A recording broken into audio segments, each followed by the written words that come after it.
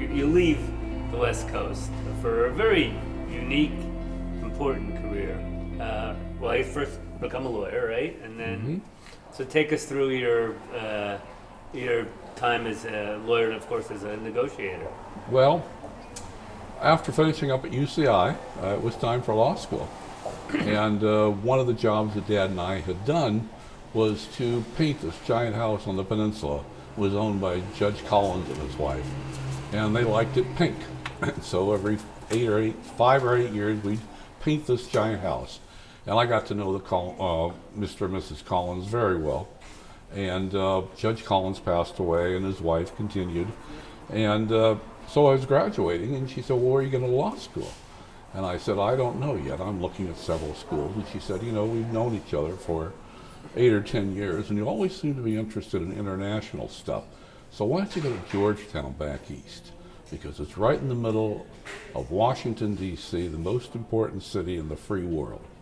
And so I did. I went to Washington and went to Georgetown, came back here briefly, and but then went right back to the Justice Department with the Reagan administration. And I spent 23 years with the Reagan administration with the Justice Department, and then I spent 17 years with Homeland Security when the towers went down.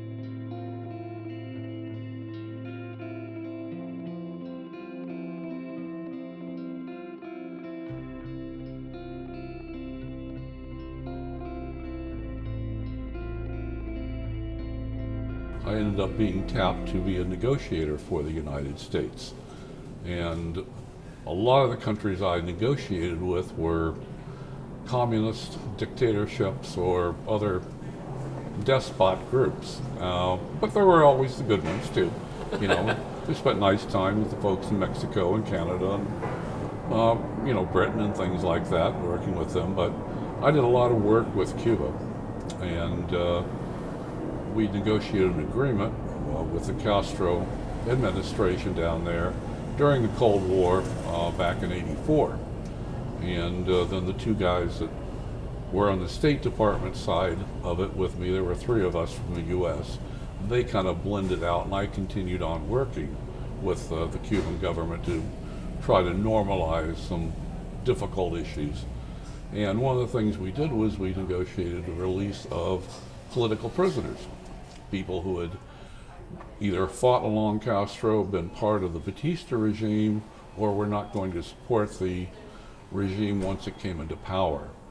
And so we had gotten 25 or 30 of these gentlemen out and their families and brought them to the U.S. And they had all been in prison for about 20 years.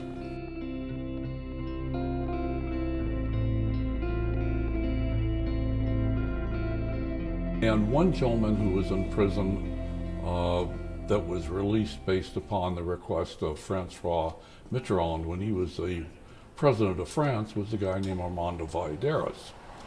And he became very popular, wrote a book called Against All Hope, became a great friend of mine because we would testify up in front of Congress together about human rights abuses and things. And so several months, or about half a year after we'd start to know each other, he said his father was still in prison down there, and could I give it a run to see if I could get him out? And I said, sure, we'll give it a run. You know, both Mitterrand and King Juan Carlos of Spain had tried, and Castro had told both of them no, because the father was the father of the son who had written the book that was so negative toward the Castro regime, as it should have been. So I kind of waited for a while, and I spent a lot of time negotiating with their Secretary of State, basically. And I couldn't bring it up just cold, because obviously they would reject it and it would be bad. So I just kind of waited to see if there was a point in time in further talks, as I was down there a lot, that he needed something. And one time we were sitting and talking in a private residence, and we broke to take a break, and he and I were walking around a swimming pool that was there that actually had water in it. A lot of them didn't. And he asked for some things that weren't on the table, and I knew I could do them. So I saw an opening. And so I said, well, would it be possible to talk about that in the framework of me getting something in return, obviously, because I just can't do that by myself. Right. Remember, this is a Cold War. There's no relations between the countries. We don't have an ambassador. Things were really tight and really tense. And I said, I'd like Armando's father released. So he sighed and made that look on his face that I'd known through the last 4 or 5 years of, oh, that's going to be difficult. And he was very genuine in his facial expression, so you could tell. It was like a tell, I guess, in poker.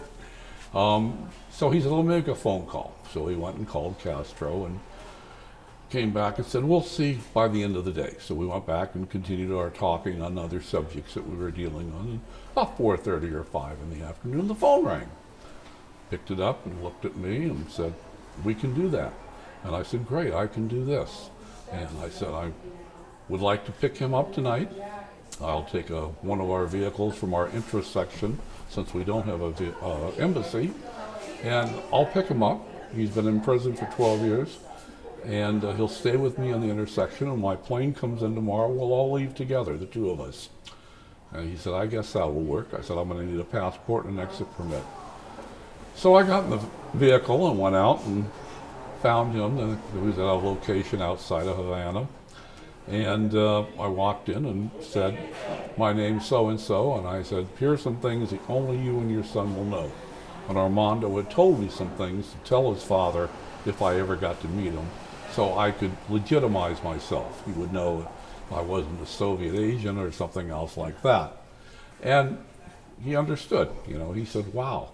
And I said, "Great, get your stuff together, we're leaving now, and we're going to leave the country tomorrow. All your paperwork is being done." He said, "I can't go." And I said, "What do you mean you can't go?" He said, "I'm 88 years old." He said, "I haven't seen my friends in 12, 15 years. I've been in prison. I have to go to the other side of the island and say goodbye to my people I will never see again." And I said, "Okay, how long do you need?" And he said, "Well, 2 weeks." I said, "So we've been in prison now for 15 years. I've got a plane coming tomorrow to take you out of this communist country that's tortured you and had all these issues going on with you and your son. And you're going to want to go say goodbye to your friends." He said, "I understand." I said, "So I've got one guy at the intersection, and he'll make sure when you come back into town that you get your paperwork, and if I am not down on that day, he'll put you on the airplane." He said, "Okay." So I had to go back to the States, and I continued on. I had some other business the day he was coming out that I couldn't go to take the plane to Havana, so I finished my business, flew to Miami, and arranged for his arrival at a particular location there. And we had 2 planes go down, and I got Armando, and we'd had a lovely dinner at Versailles, a great Cuban restaurant on Calle Ocho, and he was very excited. And we went out. First plane came over the horizon, landed, and it was a small, double prop plane, and landed. And the pilot looked out the window and gave me this sign: his father wasn't on the plane. So obviously we were extremely concerned. About 2:30 in the morning.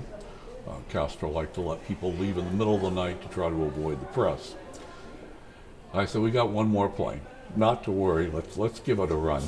Second plane comes over the horizon, lands, pilot gives me the thumbs up, door opens, Armando Sr. gets down, grabs his son and daughter he hasn't seen in 2 decades, and it was a great family reunion and kind of made what we did important. So, those were the kind of things that I did, but the important thing was always coming back to Southern California every year. We were here for about a month or so, total every year, and always on the island a lot.